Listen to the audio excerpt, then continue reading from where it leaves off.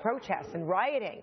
So let's discuss now these trials, particularly the one that begins tomorrow.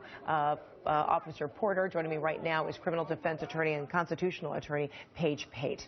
All right, Page, so this is very fascinating because we're now going to see 6 separate trials as opposed to one trial involving these 6 officers. To whose advantage is this setup? Well, I think it's to the advantage of the defense team. In fact, they asked for this. They wanted the trials separated so that the jury could focus on each individual officer and what involvement that officer had in the death. When you bring a bunch of people together and you're trying them in a very serious, high-profile case like this, there's always the chance that there could be some prejudice, some overspill. We really think Freddie Gray's death somebody should be held accountable for it, and we're going to hold them all accountable. This helps the jury focus on each individual officer. And something else potentially, or maybe answer, does it help the jury and the jury selection that you've got the judge, Judge Barry, who is now ordering that the identities of the jurors, the prospective jurors, be kept secret? And is this in large part because if you have any jurors who come from the area, the neighborhood where Freddie died or sustained his injuries, many people have already said in so much of the reporting that we've done and other networks have done that people don't trust the police.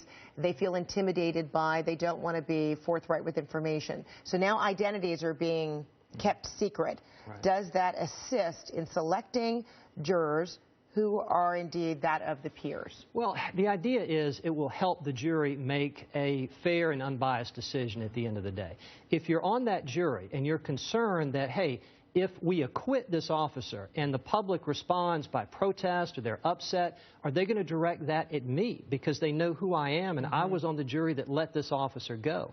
If you protect their identity and the public doesn't know the individual jurors, then I think they'll feel more not relaxed, but at least comfortable that they won't be personally accountable for whatever decision is at the end of the trial. Okay, and so now you're representing, say you're representing Officer William Porter, and he is accused of refusing medical help to Freddie Gray and did not give him a seatbelt, although he was handcuffed and shackled. So if you're the attorney, jury is seated, what is your best defense? How do you defend those allegations?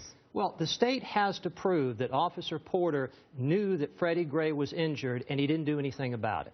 Some of the good facts for Officer Porter is that he did report what Freddie Gray told him about his injuries, both to the driver and another officer who arrived on the scene. So if I'm representing Officer Porter, I'm going to remind the jury that he didn't keep quiet. He did tell some of the officers. So that relays some responsibility now to someone else. Exactly, and that's why the prosecution wanted to try this officer first. They want to use him as a witness against the other officers in these trials that are going to come forward next year. They were hoping, I think, that he would agree to a guilty plea to testify on behalf of the prosecution. So they're thinking maybe if we can convict him, that he will agree to be a witness for us. And lastly, real quick, whatever the outcome is, you see it impacting the other 5? Oh, no question. No matter what? I think the first thing is in jury selection, can we get a fair and unbiased jury? If not, are we going to have to move the trial for the other officers? And if we convict Porter, and I think they have the weakest case against Porter, will the other officers plead guilty? All right, Page Pate, thanks so much. We'll talk again about this because, again, jury selection tomorrow. Appreciate it. All right, we'll be right back.